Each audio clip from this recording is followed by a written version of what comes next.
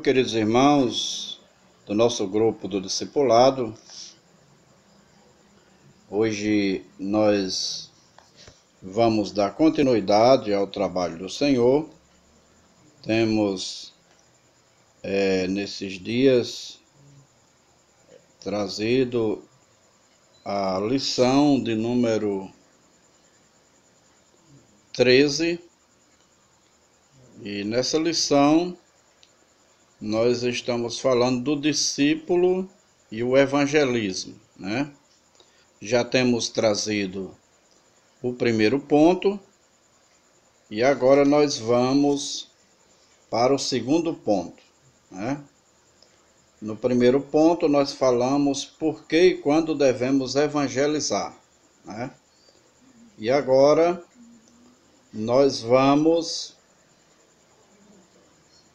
para o segundo ponto, que diz aonde devemos evangelizar, né? Aonde devemos evangelizar.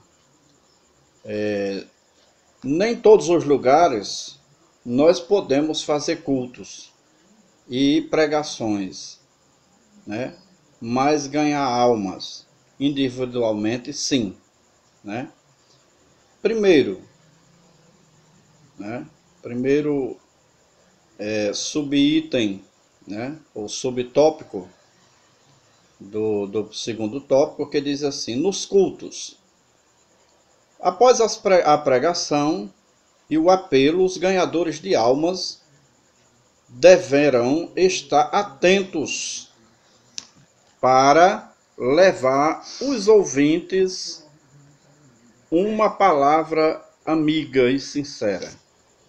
Existem pessoas que, mesmo sendo convencidas pelo Espírito Santo, precisam de ajuda para fazer a sua decisão. Muitos têm dúvidas, temores e diversas dificuldades internas. Nestas horas, uma palavra de encorajamento é decisiva. Então, nós observamos, querido, que nos cultos, né, nas nossas igrejas, ou até mesmo ao ar livre, as pessoas elas têm dificuldade de tomar posição. Até porque a palavra do Senhor nos diz que a nossa luta não é contra a carne nem contra o sangue, mas contra os principados e potestades, contra as hostes do mal nas regiões celestiais. O que significa dizer, queridos, é que quando nós nos aproximamos de alguém para convidá-las a tomar posição, de alguma forma elas estão presas, né? Elas estão presas ao pecado, né? E estando presas ao pecado, elas estão de alguma forma sendo presas, sendo amarradas por Satanás, o inimigo de nossas almas. Pois a palavra do Senhor diz que ele é o príncipe desse mundo, é o dominador desse mundo sem Deus, não da igreja. Veja bem, do mundo sem Deus. Porque a palavra do Senhor diz que antes de nós aceitarmos a Jesus, antes de nós crermos e tomarmos posição, a palavra do Senhor diz que nós andávamos segundo o curso desse mundo, segundo o príncipe das potestades do ar, do espírito que agora opera nos filhos da desobediência. Então, meu querido, é o inimigo que prende as pessoas. Por isso elas têm tanta dificuldade, né? Porque elas estão andando segundo o curso desse mundo. Elas estão presas pelo inimigo de nossas almas.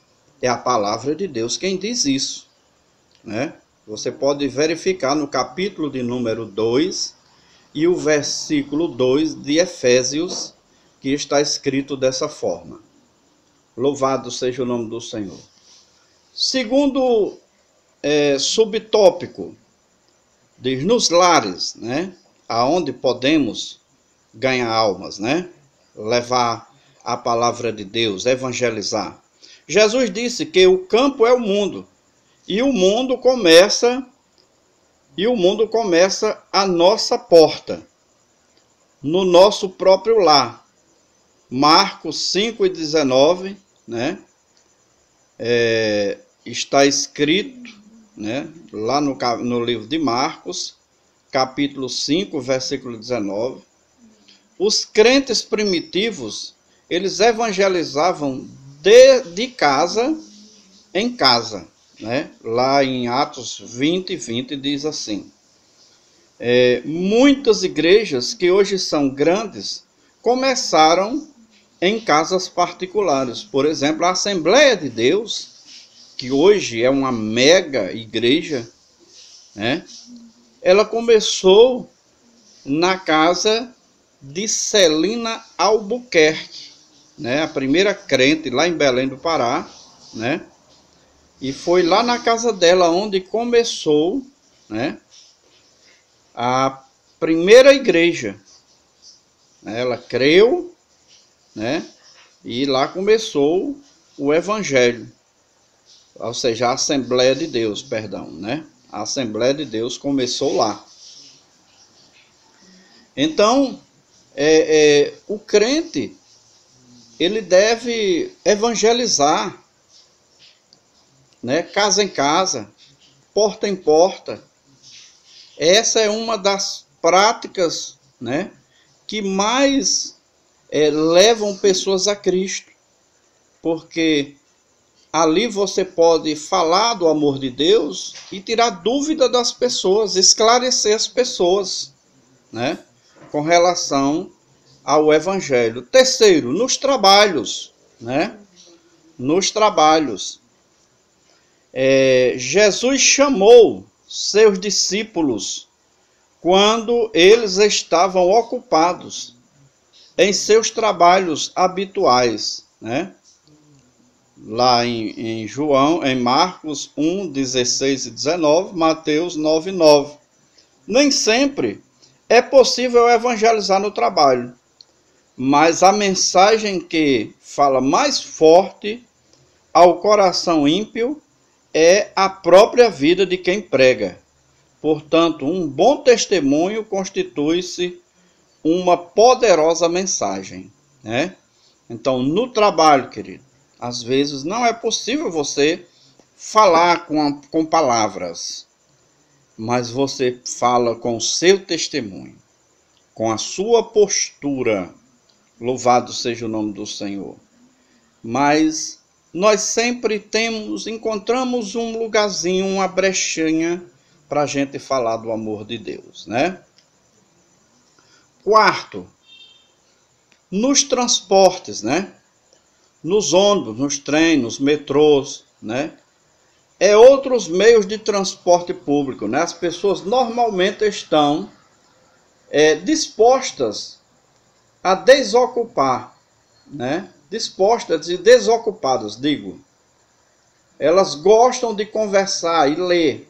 Quando não podemos falar com alguém, entregar um folheto apropriado é bom e oportuno, né? Bem oportuno, digo.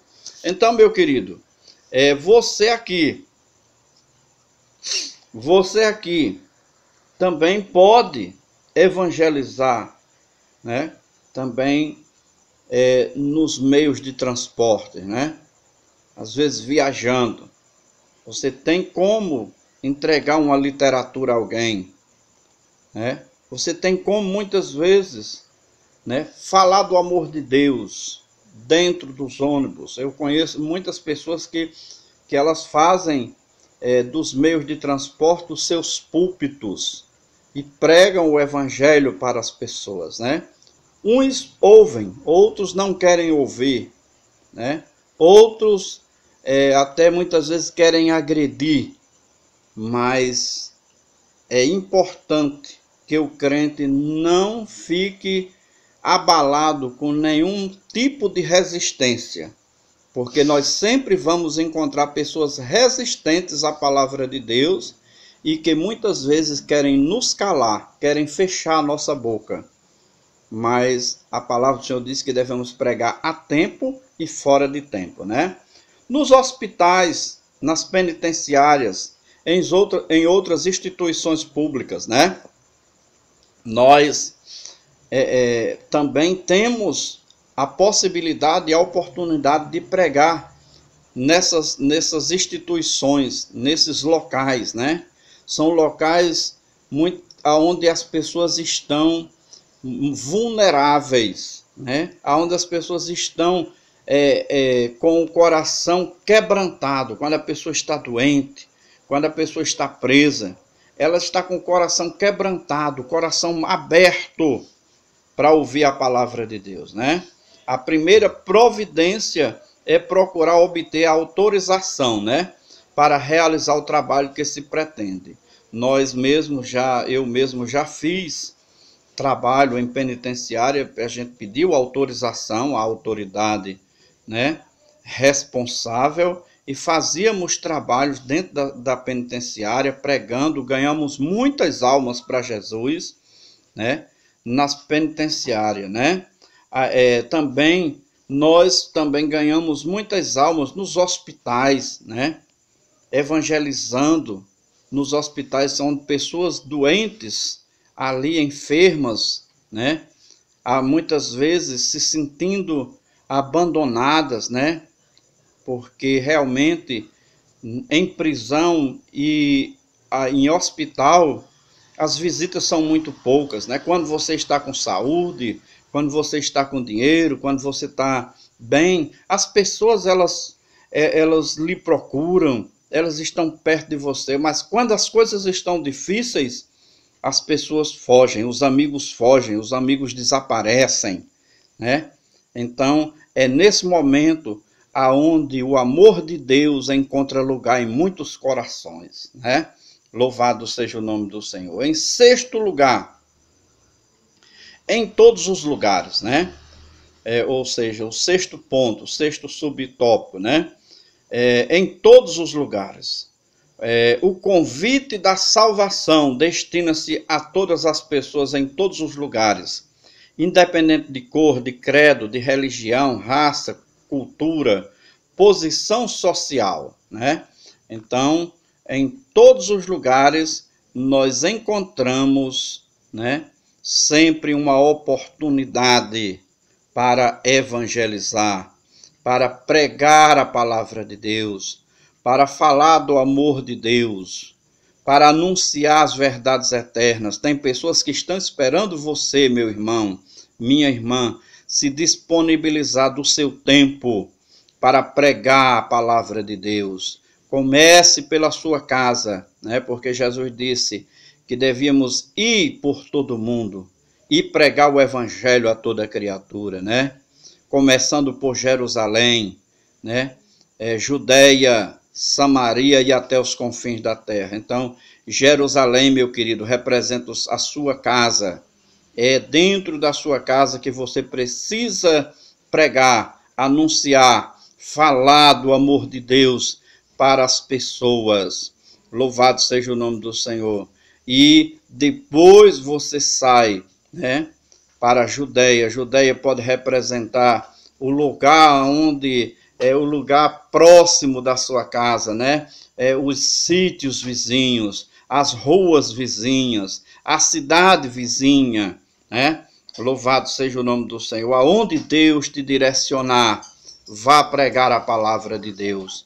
Louvado seja o nome do Senhor. Vamos aqui encerrar, meus queridos irmãos, esse segundo tópico, né, da nossa lição, e daqui a pouco estaremos trazendo o terceiro tópico. Amém?